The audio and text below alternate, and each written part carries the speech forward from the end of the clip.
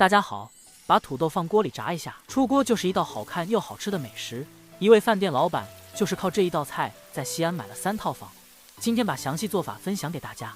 先准备2个土豆削皮，尽量选择长一点的土豆，然后竖着从中间切开，切掉2头。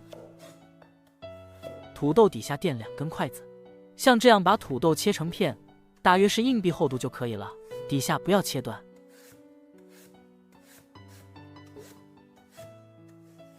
全部切好以后，放盆里加2勺盐，再加满水，这样可以腌出土豆里的水分，让土豆变软，腌制20分钟。等土豆变软向内弯曲不会断就可以了，一定要换水清洗掉盐分，擦干水分以后拍上淀粉，一层层的掰开来，均匀的撒上淀粉，像这样就可以了。中间放半根火腿，用牙签固定，做成灯笼的形状备用。上下都固定好，确定不会散开。接下来根据字幕里的比例调一个糖醋汁。锅里油温4成热，下入土豆，油温不要太低了，要不容易吸油。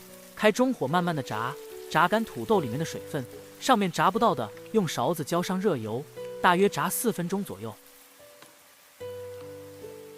炸至酥脆就可以了，捞出控油。锅里不用放油，倒入糖醋汁，中小火慢熬，去除白醋和番茄酱里的生酸味，熬至汤汁有一点粘稠就可以了。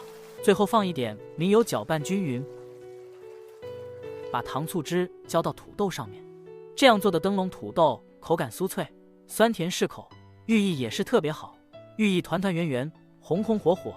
喜欢的朋友记得点赞收藏，过节或者周末的时候可以给家人露一手，学会了保证家里人都夸你是大厨。还有另一种做法，土豆切正方形，底下垫上筷子切十字花刀，后面的操作跟灯笼土豆一样，最后浇上糖醋汁就可以了。2种做法供您参考，赶快去做起来吧。